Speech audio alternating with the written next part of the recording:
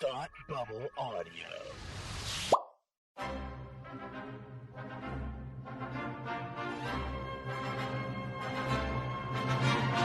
Look, up in the sky! You will never find the more wretched hive of scum and villainy. Welcome to Beer with Geeks with Tim and Frank. Who are you? I'm Batman. I am Iron Man. Your friendly neighborhood Spider-Man. Hi, Christopher. I'm Nero. My name is Inigo Montoya. You're a wizard, Harry. A couple of guys with a couple of beers and a whole lot of pop culture nostalgia. Make it so, number one. Ladies and gentlemen, the Beatles. Name the dog in the animal. Life finds a way. I am serious. And don't call me Shirley. Now sit back and crack open a cold one, because it's time for Beer with Geeks. It comes in paints? Shaken, not stirred. Great Scott! I was way off. I knew it started with an S, though. Hi, and welcome to Beer with Geeks, where two geeks geek out with beer. I'm Tim, and with me, as always, is the man, the myth, the guy that hates choosing between seasons 3 and 4. It's Frank. How are you today? Actually, that's a very easy choice for me. But hi, it's good to be with you, buddy. It is good to be here with you as well. We are here to talk geeky things, as we always do. This is a mixed blessing of an episode, Frank, because what was going on in my life happens to coincide what was going on in your life. That's right. And so it's gonna be a Rick-rolling good time. Fun fact: my boss Rick-rolled everybody at work the other day. Nice. I thought it was hilarious. He was like, "You need to watch this video. 30 minutes. Write a reflection on this video." You click the link, it went right to a Rick-roll. And I was like, "You son of a gun! You got me." Damn. I really thought this was real. Good. He got you good. That's great. Wow. He did. It was an excellent Rick-roll. Amazing. So it was. Anyway, Frank, what are you drinking this evening? Nighttime? No, it is this evening. Don't whatever drink time of day you're listening. But don't drink in the morning. Don't unless you're at an airport. That's rule. True. There's no time of day in the airport. Correct. That's why you can drink in the airport. That's right. I am drinking. I'm taking a pause from my Belgian beer variety pack. Taking a quick break from that because it is Pumking season. It's pumpkin season. And I am having Pumking Southern Tier Pumking Nitro. Which I've got a bunch of these in my fridge right now, and I'm very, very excited for them. So it's Southern Tier Pumking is I think I've said it before, it's probably my favorite pumpkin beer. And not my favorite fall beer necessarily, because then you got your Oktoberfest and everything. You know, there's lots to choose from. But in terms of pumpkin beers, Southern Tier Pumking is the one. Pumking is the king, and this one comes in nitro. So it's that silky smooth like a Guinness, because it is carbonated with nitrogen instead of CO2, and nitrogen bubbles are smaller, and so you have this very smooth, buttery, silky smooth texture to it. Same beer, just with a different texture, and it's delicious, and just it feels like a dessert because it tastes like pumpkin and it's so smooth, so good, so good. You really sold me on it right now. There you go. I mean, you can get it at any beer store. So any beer store. Don't hold me to it. Don't hold me to it. But I don't know what you people do down there in the Plymouth Plantation state, or whatever you call yourselves. I wish I lived in the Plymouth Plantation state. What is it? It's the Providence Plantation state. Well, Providence Plantation, which actually ditched that name. Oh, did you? It's Rhode Island and the Providence Plantations, but they ditched and the Providence Plantations. Oh, good. I voted that they just ditched Providence Plantations, so we were Rhode Island and sure. And it just lingered. Sure, but nobody liked that in my household, and I didn't bother to write it in. So yeah, we're just Rhode Island now. Little old Rhode Island can't even have the longest name in the country anymore. You don't even have that anymore. Nope, we got nothing. Anyway, the Plymouth Plantation is Massachusetts. Yeah, I realized it as soon as I said it. I know you did, but it's okay. But because you know what? It's 4 a.m. and there are no rules. But not at the airport. I'm just going to say different times of the day throughout the whole episode. Maybe I'll score whoever's listening to one be like, it is 4 o'clock in the morning. And, yeah. So I didn't have any pumpkin anything in my refrigerator, but I did have something orange.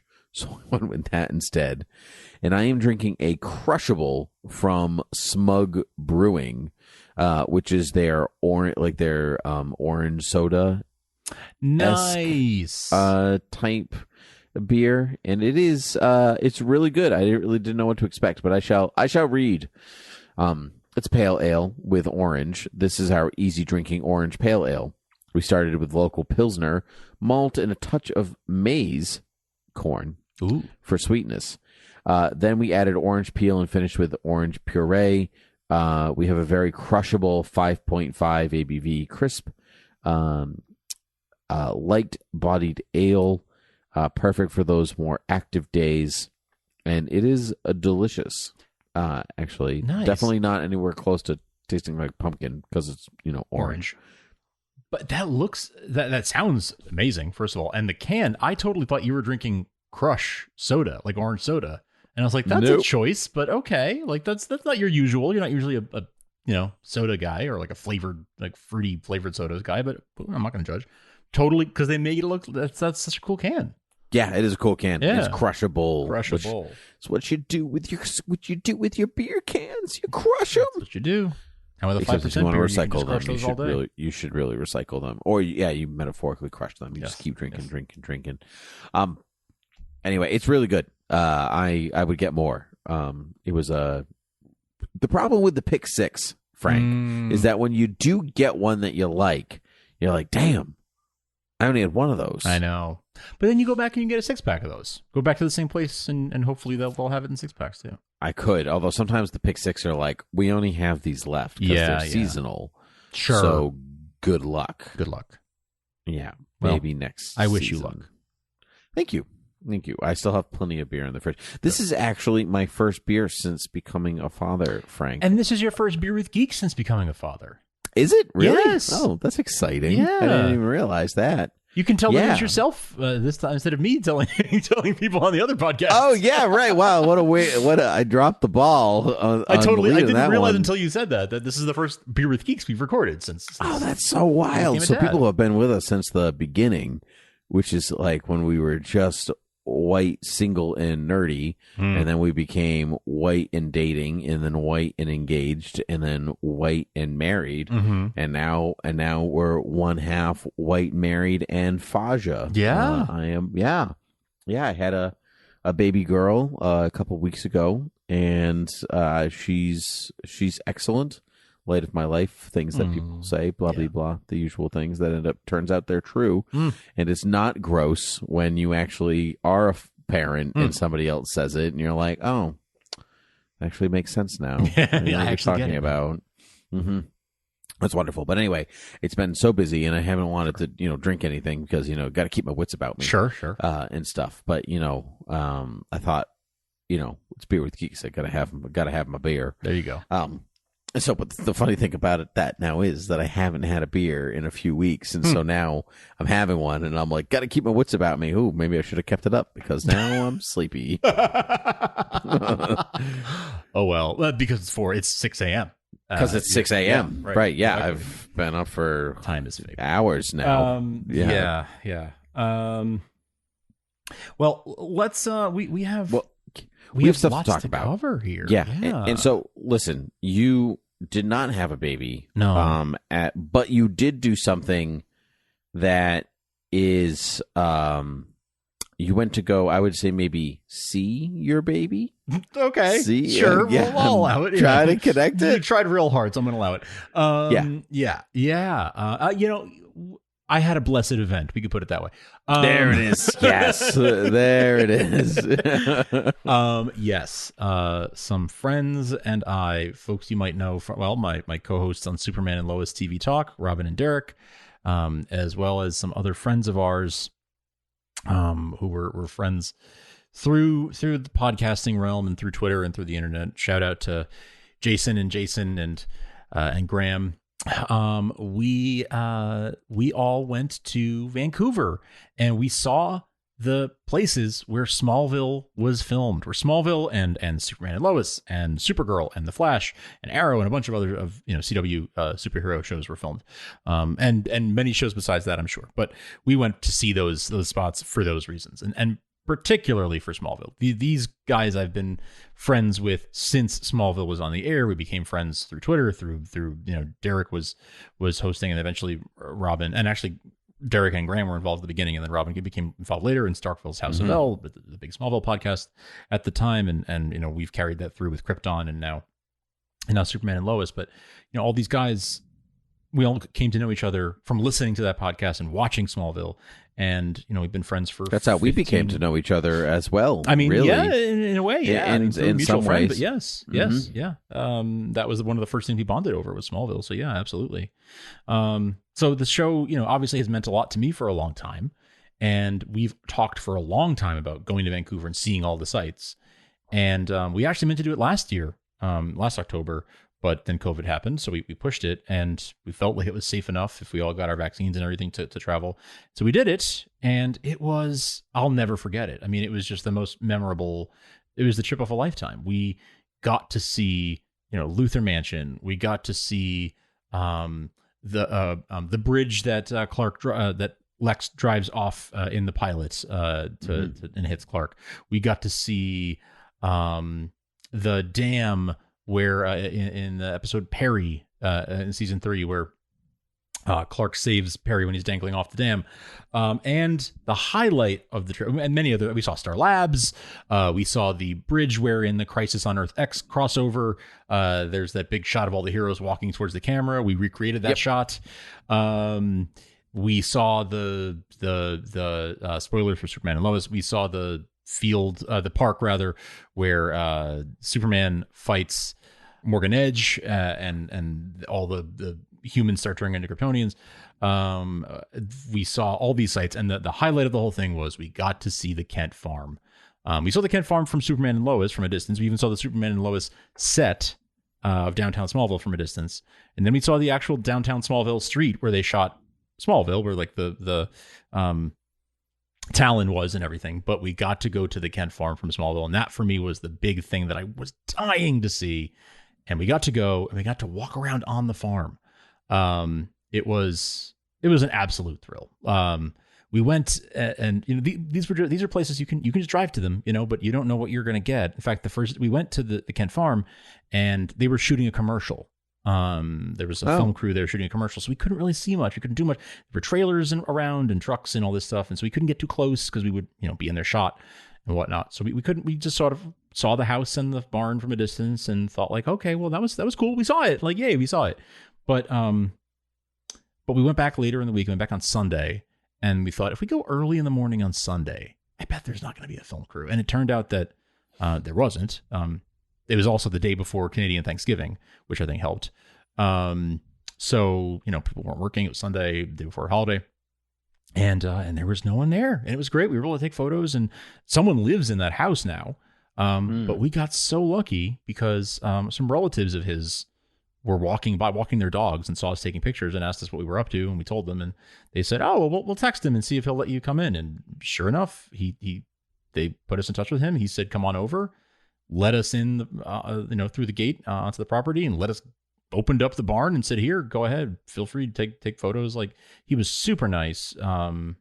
He was very kind, generous with his time, and just sort of like, "Oh yeah, sure, enjoy yourself." So we took all these great pictures, and we were just having a great time being in this place that meant so much to us. That was how we were all connected, and that we were finally. It was sort of felt like the fulfillment of like, after all these years, we're finally here. We're at the place. We're at the place that brought us together. The farm really felt like the culmination of that. We also saw the Daily Planet building and Luthor Corp building. They are right across from each other for real in downtown Vancouver.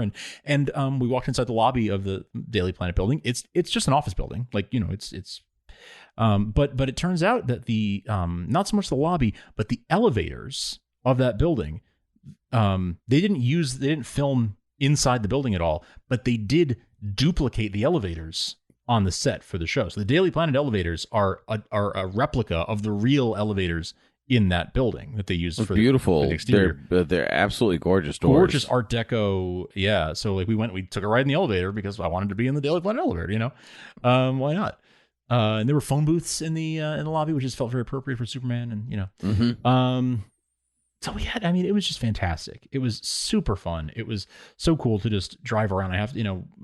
Robin did a great job planning the trip for us, and he made this spreadsheet of all the locations we were going to visit and every day, what we'd hit every day and everything. And it was just fantastic. It was a real thrill.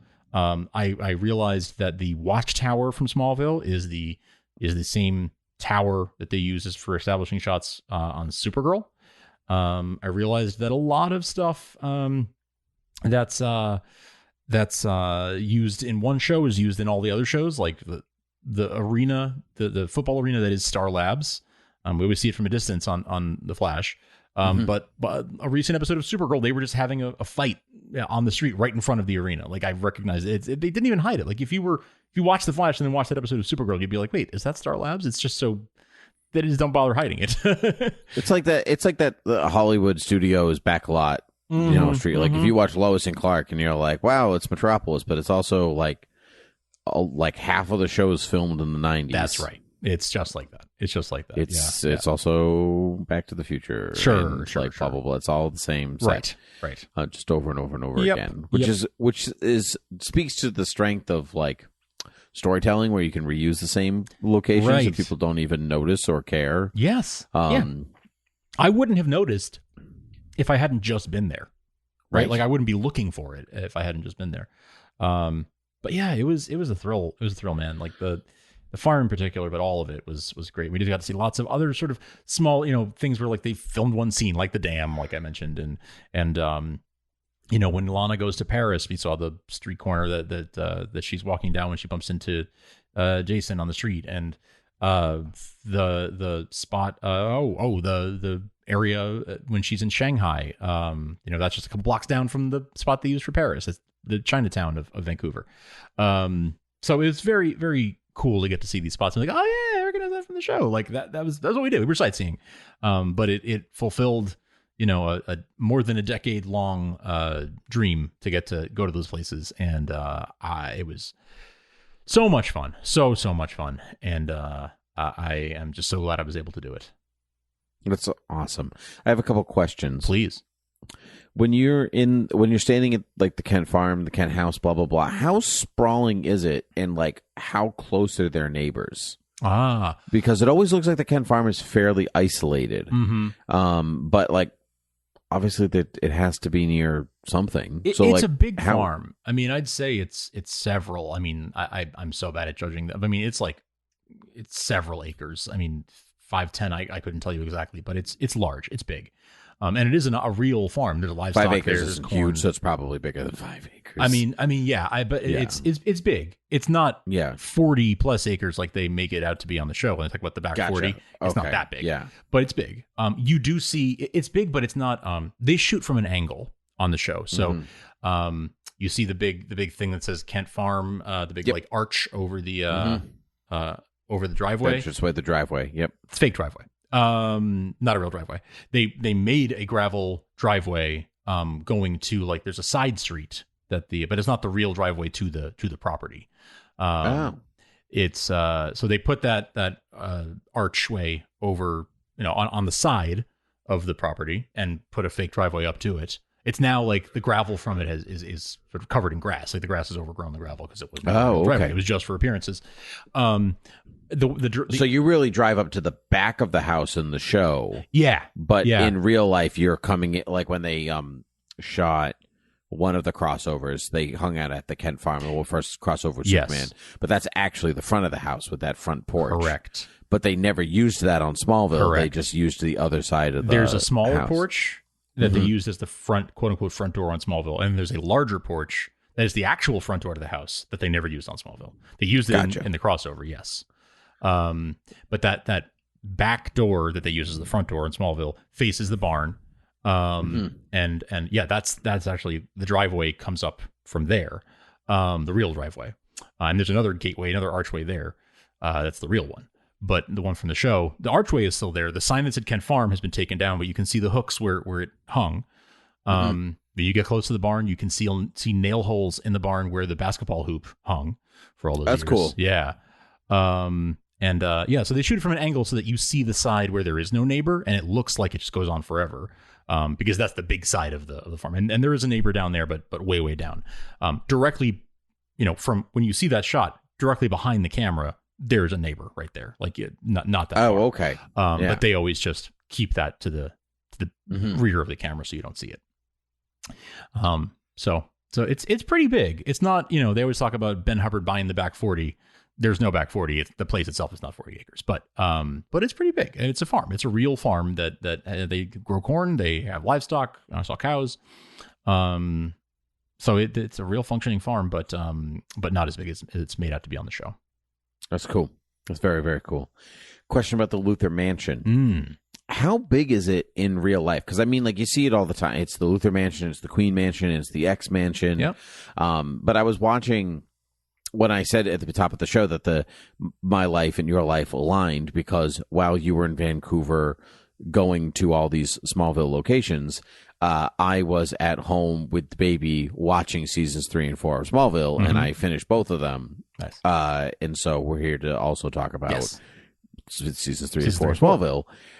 And so, but there's a scene, I think it's this season 4 finale, okay, where Lex puts Lana on a helicopter. Yes. And they're in the back of the Luther Mansion, and it's a completely different house. And it's got a tennis courts and swimming pools and all that stuff. I'm like, is that actually there at that location, or it is a completely different house? There's no tennis court. And swimming pool, but there is a big garden and a big lawn in the back. Okay. It's on a college campus. Really? It's on an island. It's called Victoria Island, and it's on a college campus. So I don't. You might be able to see, like, if the college has a swimming pool and tennis court, you might be able to see that from that shot. Maybe that's what it is. It looked like a different mansion that they've used in other shows to film. Like even in Smallville, I think I've seen the front of the house a few times. Okay. It's just the front and the back of the so it's a castle that I think is actually an administration building for the college. Okay. And they also use it as a venue for like weddings and things. There was a wedding there the night before we were there, and there was going to be another wedding that same evening. Oh, cool. So it was set up for weddings and stuff. Man, don't you wish that you knew about that before? Yeah, destination wedding that nobody except a few people will understand. Yeah, right. Like, we're getting married in Vancouver, and I was like, why? It's so far away. Yeah, reasons. So it's used as a wedding venue. It's a beautiful house. We weren't able to go inside because they were setting up for a wedding. We were able to peek inside the windows and saw, the tables set up and stuff. And the foyer of the house they used in the pilot when Lex, when Clark goes over to the mansion in the pilot, they actually shot inside the actual mansion.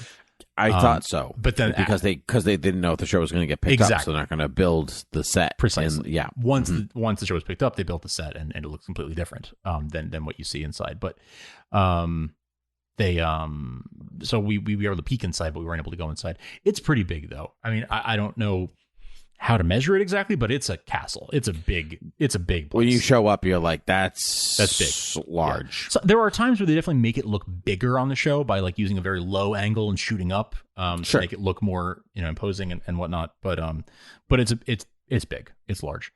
You've seen my where I live. I mean, it would take up it's bigger than my whole property. Like it's big. It's what you'd expect a castle to look like. Okay. In America. Or frankly, a old college administration building. Exactly. Yeah. Like I when you said that, I got that exactly. Yes. Like exactly. Yeah. Ivy covered. Yeah. All that. Mm-hmm. So it's beautiful building and beautiful like Italian garden off to the side that I feel like I was in Naboo. Wow. Yeah. Really, really lovely. So, that's the deal with that place. Any more questions before we get into seasons 3 and 4? And I'm sure that others will come, but I mean, you've been updating me. So you updated me the whole trip, which I love because I really was able to kind of live vicariously through you on this trip, and I appreciated that because like you'd be like, "Oh, look, it's Shanghai," and I'm like, I literally just watched that episode where they were in Shanghai. So no, so we have a few minutes left of this episode, so let's dive into seasons 3 and 4. Yeah. Here's my hot take. Watching all of these really quickly. I have two hot takes. I'll start with the less hot one and ramp up. Season 4, not as bad as it gets crapped on. Okay. Like the witch stuff, still not terrific. Yeah. Like they really, like, it doesn't resolve well, like, at all. It's very strange that way, where it's like, and you know, spoilers for Smallville 3 and 4, but, you know, like, Lana kills Dr. Quinn Medicine Woman as the witch, and then the tattoos disappears, and then that's the end of that problem. It's just like, she just gives up, I guess, because that's who she vowed to get, like, with the ancestor, I suppose. Isabel killed her. Isabel, right. Not Lana. Right, Lana, but, you know, and so, Wink. and then Lana just, I do like this idea that Lana thinks that she, like, is the one that did it. So, like, now that Clark at the beginning of 5 is like, oh, no more secrets, and Lana's like, no more secrets, role reversal, Yeah, really. And Lex just makes it disappear for her. He's just like, don't worry about it. It's gone. It's over. Because he loves her, right. because they made him a weirdo. Yes. Now, yes. Because she's a senior in high school and he's like 24 or 25 years old. Yep. He's like, yeah, but I love you. That's grooming. Okay, Lex. Okay, it's fine. Not cool. It's fine. Don't worry about it. Yeah, season okay. 4. I'll marry her in 2 years. It's fine. Yeah, I know. I remember that vividly. Is it really 2 years? Is it? Season 6. Yeah, because I guess he's out at 7. Yeah. So, but yeah, so that's my take on 4. I remembered some of it happening. Well, I'll go backwards to 3, actually. Okay. So here's 3. I didn't enjoy 3 nearly as much as I thought I was going to, because I loved 3 when I seen it a bunch now. 3 now, watching in conjunction, the tonal shift is so drastic that I was like, it threw me for a loop. And I was like, where are those fun Smallville hijinks? Like, why are you all so dark and serious and everything's in a blue filter? The tonal shift from 2 to 3, you mean? Yeah. 2 to 3.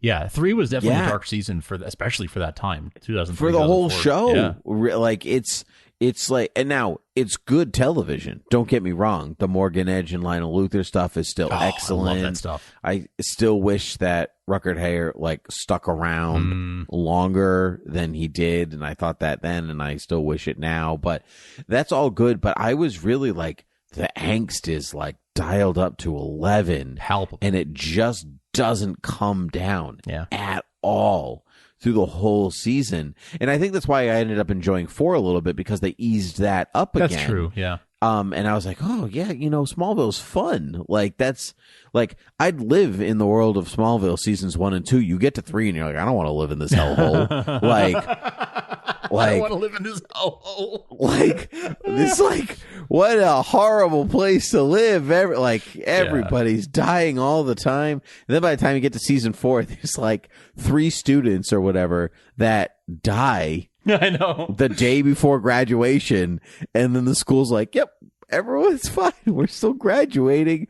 No big deal. Like, how the school is still open with all of the student deaths that occurred through 4 years. Not to mention that we just found out that a student was dating a coach this whole past school year. Like, you know, and truly, that's the least egregious thing that has happened at that school. She's dating a coach.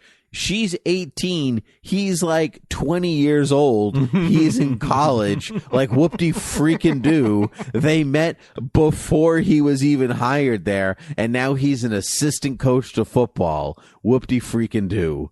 Like, and I say that as like, that's my job.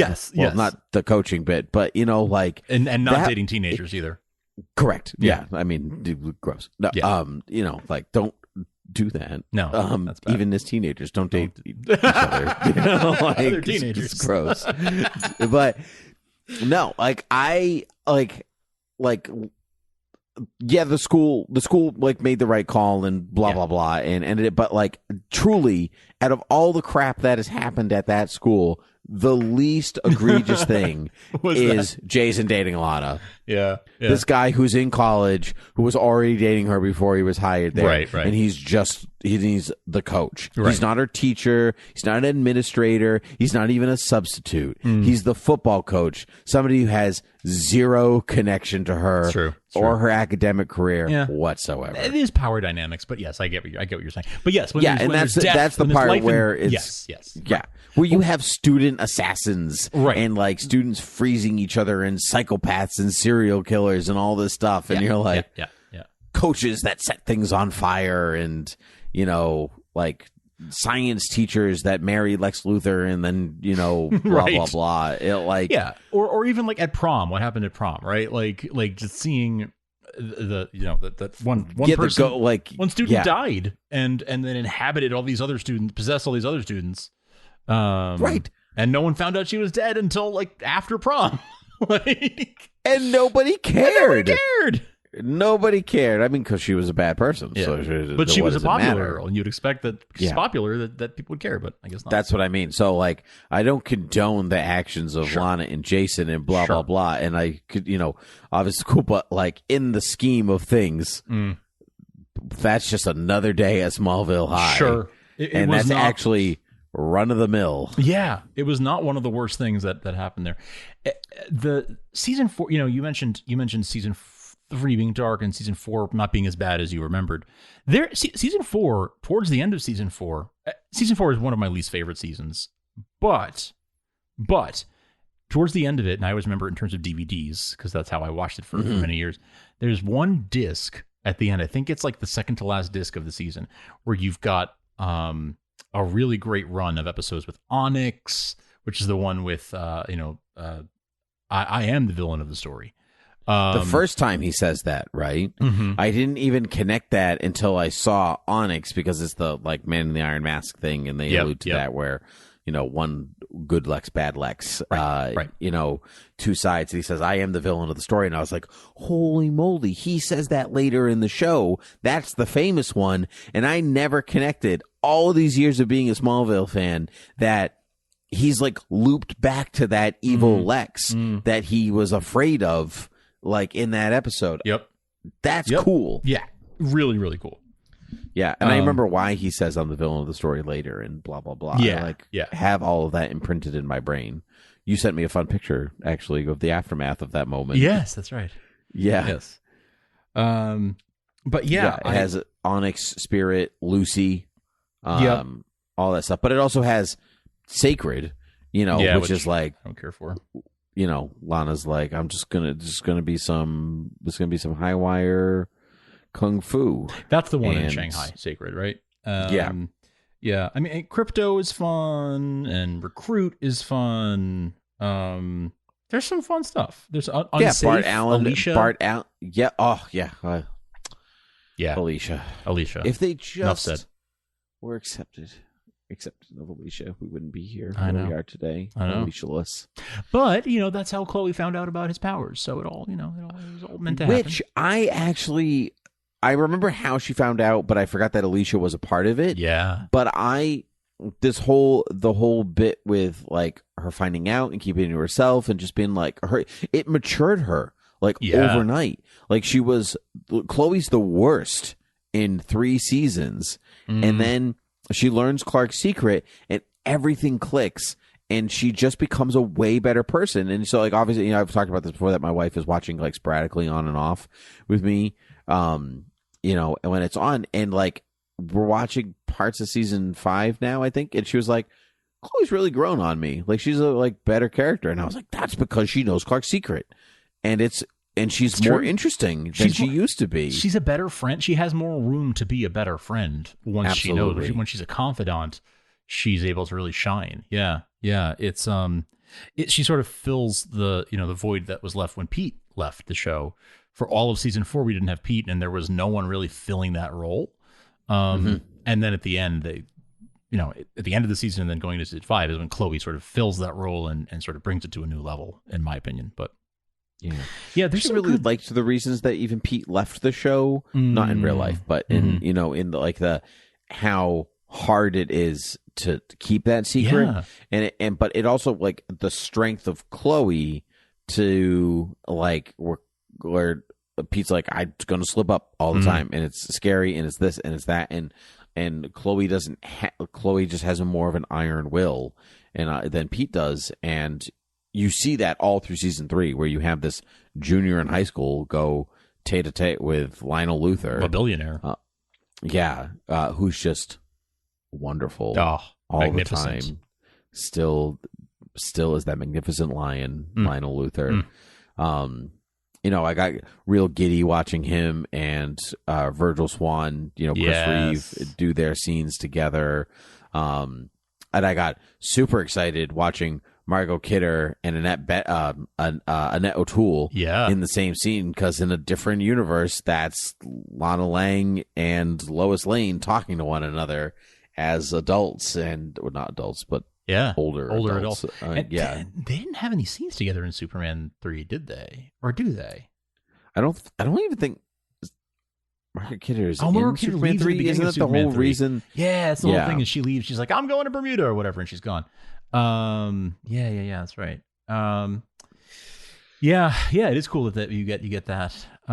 There's so much, season 3 and 4 I think are really filled with some really great stuff. The end of the high school era really makes me very nostalgic, because I was right around, and you were too. I mean, we're both within a couple of years of Clark's. In fact, you might actually be Clark's exact age. I'm technically Clark's age. Yeah, because I was 14 when the show started. So every year of the show was it was the same with Harry Potter. It's exactly the same. It matched. I was your 11 year when Harry Potter came up. When Harry Potter came out, and I every year tracked his progress like mine, and same with Smallville. That's cool. Yeah, I was just obviously a couple of years behind, but very felt connected to it and felt like they were going through the same thing I was. And so when I watched that end of in the end of the high school run, especially the end of Forever, when the episode where they get frozen and that kid wants to keep them all in high school forever, and there's a shot of them walking down the sidewalk away from the high school. And it's like Clark and Lana and Chloe, and they're just like walking sort of arm in arm or whatever. And I think like Chloe even like puts her head on Clark's shoulder or something as they're walking Forever. down. That's the end of Forever. And that just gets me every time. Like with the music playing and everything, it just gets me just so nostalgic for my own high school experience. I love it just every time. And we went to the high school and got to have that moment walking down the sidewalk, and that was kind of neat. That's awesome. So yeah, like it just this era of the show is very like is one of my favorites. The first half I think is generally stronger than the back half of the series, and the high school years are very fun. And I know you're in season 5 now. We'll talk about that when you finished it. But it's so much fun hearing you recount the rewatch through your eyes as I'm working on like Save Me at the same time, and I'm not rewatching the full series, but I'm watching episodes to refresh my memory as I work on the show, and it's just fun to hear your perspective and matching with mine, and we're sort of doing this in parallel. Yeah, it is. It's been a blast going through, and I'm glad that I had the time to sit and watch it all, because newborns sleep a lot and they just want to be held. So, and they don't care what the heck is on the TV. So it's been a lot of Smallville. Starter young. Yeah, exactly. Yeah, it's been really fun, and it just embraces its comic book roots like a little bit more every season, which I like. What I can't get over is how much Jonathan Kent is just flung into stuff. Poor guy. Guy's got a triple bypass in like every episode. He's like flung into a wall, flung over this thing, hits on this thing, hit over the head. I'm like, he's lucky he's still alive by the time that he gets to the episode where he dies. Yes. Like, truly. It's nuts. Like, he is so lucky. It's we went to visit it's him, and it's Lana, and it's Lois. Like, they get thrown around a lot. I remember there was a website called a fan site when the show was still on called Save Lane's Brain, because it was just like Lois is gonna have so much brain trauma from all the time she gets hit and thrown around. And we were joking when we visited the hospital that is Smallville Medical Center. It's a real hospital that they just dressed up on the outside. And we were like, oh, where's the Lana Lang Memorial Wing of the hospital? Because oh my gosh, I know. Yeah. I know. But it's Jonathan and Martha that end up in the hospital more than anybody. But it's mostly Jonathan. Mostly Jonathan. It's like, yeah, it's like half of the episode. He gets thrown through walls and stuff like all the time. Yeah. You're right. It is a miracle that he lives until the day he dies. Yeah. It's wild. Yeah. but it's been a blast continuing to go through them. Yeah. And Is it as fun as you remember it being? It's been a few years since it is. Yeah. It's actually more fun than I remember. Really? Because I originally. So when you're starved for comic, we don't live in this world anymore. But when you were starved for comic book content on TV, you just wanted them to get to the comic book stuff. Yes. And so I would, when I was younger, I would get frustrated that it's like, all right, he's the Bug Boy or the guy that freezes people in time or whatever. Yeah. These are not real Superman villains. I don't friggin' care about them. But now, because there's so much content out there, not even just Superman content, just general comic book content, I really like watching the younger days where it's the Kawachi Caves and are we gonna get the key in the lock and blah blah blah. Now it's more fun for me than it was previously because I have so much other content where I can see the Fortress of Solitude or I can see him fight whomever. So I'm so I'm having the opposite reaction where I'm having it so now they're in college and season 5 is, Brainiac and all that stuff. I'm not dreading that, but but it was fun when it was fun, and now it's getting serious because you're getting closer to the end. So the stakes are so much higher, which means that it's just they don't sleep as well at night. Sure. And now that they're 18 and adults, you're adding things in like drinking and sex and this, and it was so clean before. It was, yeah. And so now as they're getting older, their material itself is aging. Right. Also in part because the CW or WB was really shifting its content. Sure. At Gossip Girl was really taking off, so everything, the tones of stuff would shift to reflect what was popular. Yeah. So to reflect the times, definitely. Mm-hmm. Yeah, for sure. But yes, there was an innocence to those first three seasons in particular, even 4. The high school years. There is an innocence to them that then shifts when they come out of high school, and that's good storytelling. That it mirrors what their experience is, and it also mirrored what was happening in the world at the time, and sort of like you say. But there is something nostalgic about those early seasons because of that. And so when you come out of that, I felt that too when I've done rewatches. When you come out of, you feel the tonal shift from that high school innocence into the adult world, and there is you feel like the loss of innocence, and it's sort of a wistful, oh man, this is still great, and we have the Fortress and Brainiac and all this great stuff, but kind of miss when they were just Ma and Puck and Clark on the farm, you kind of miss that too. I do miss that. I miss that time, and even stuff with Lex, they're pretty adversarial by the time you get to the end of season 4, and I'm like, oh man, it's actually better when they're friends, which makes it, which then I know that the show has done its job well. Yes. Because the further Lex descends into being the villain of the story, you actually feel that hurt more than he's finally the villain. It's more oh man, I was actually rooting for you. Right. And I knew you weren't gonna win in my rooting. I knew it wasn't gonna happen, but I'm still disappointed. Yeah. And so you can feel a little bit is this the end of the show? Is this the end of the show? Is this the end of the show? I can feel that now because every time we get to a certain point, I'm they're pretty adversarial. Are there going to be more? And then they would backpedal at the beginning of the season. Now they're a little bit more friendly again, and now we're gonna now we're adversarial again. So they thought, they thought 5 was going to be the end. Then they thought 6 was going to be the end. Then said from 5 onward, they thought every year was the end. Right. Pretty much. Most of the cast had 7-year contracts, so the new 7 was a possibility, but they didn't think it was likely. By the time they got to 5, they were pretty sure this was going to be the end. Yeah, no, it's been an awesome ride, and even talking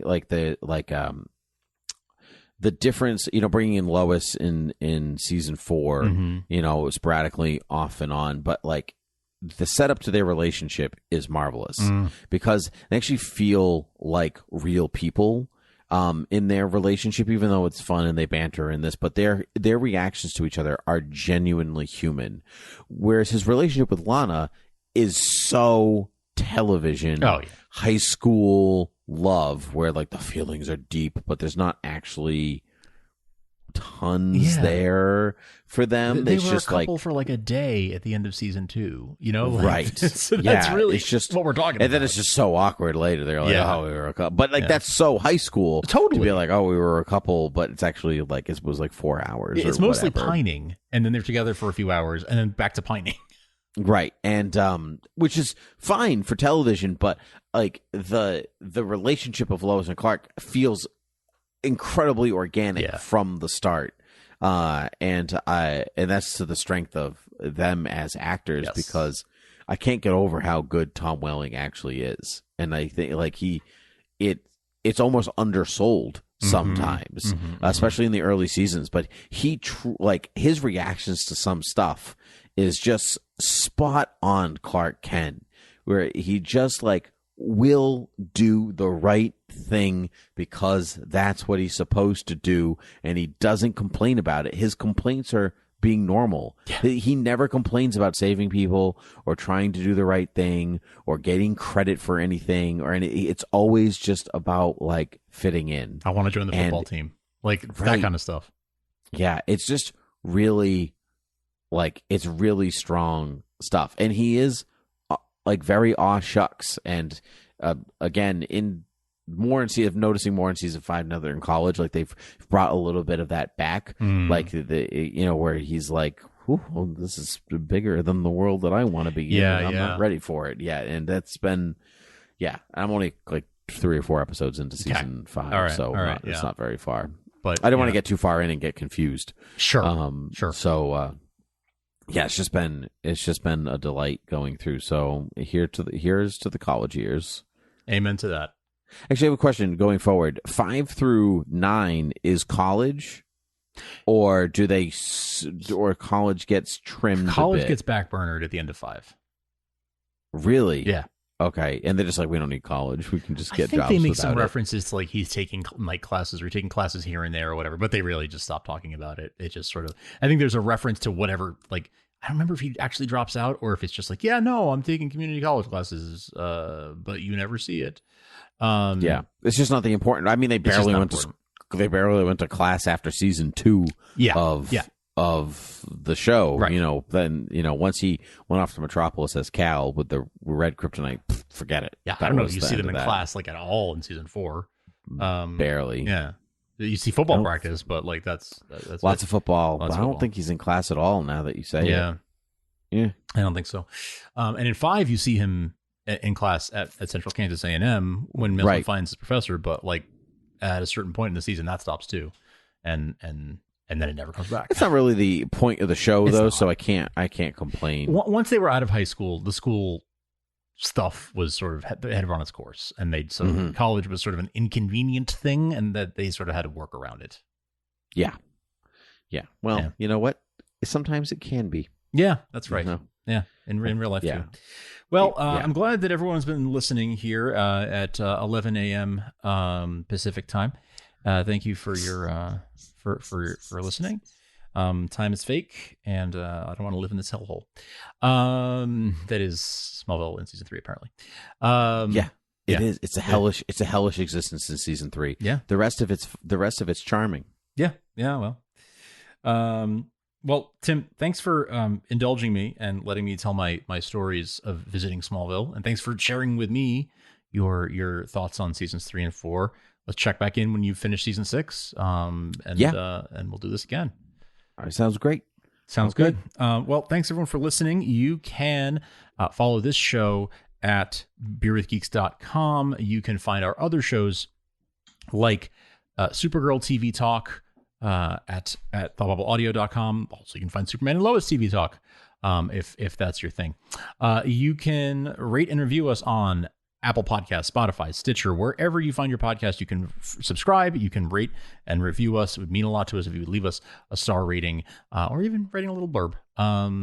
That would mean a whole lot to us and helps the show get promoted more in the various podcast directories. If you really want to help us, you can go to patreon.com/thoughtbubbleaudio and support us for as little as $1 a month. Works out to about $0.25 per episode of this show. If you like the show and you feel like you want to help us make more of them, $0.25 per episode would go a long way to help us doing that. So please consider checking us out on Patreon. And you can email us at beerwithgeeks@gmail.com and follow us on Twitter at beerwithgeeks. Tim, I think those are all the plugs that we have for today, my friend. I do believe they are, except for these plugs that I have here with the wires. Careful with those. Don't put the fork in there. No, don't. No. But I'm holding a kryptonite. No, it's fine. It's fine. I'm holding a meteor rock.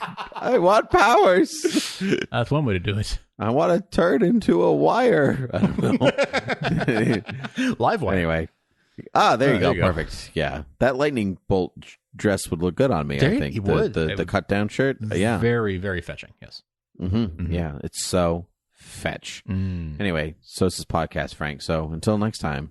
Cheers.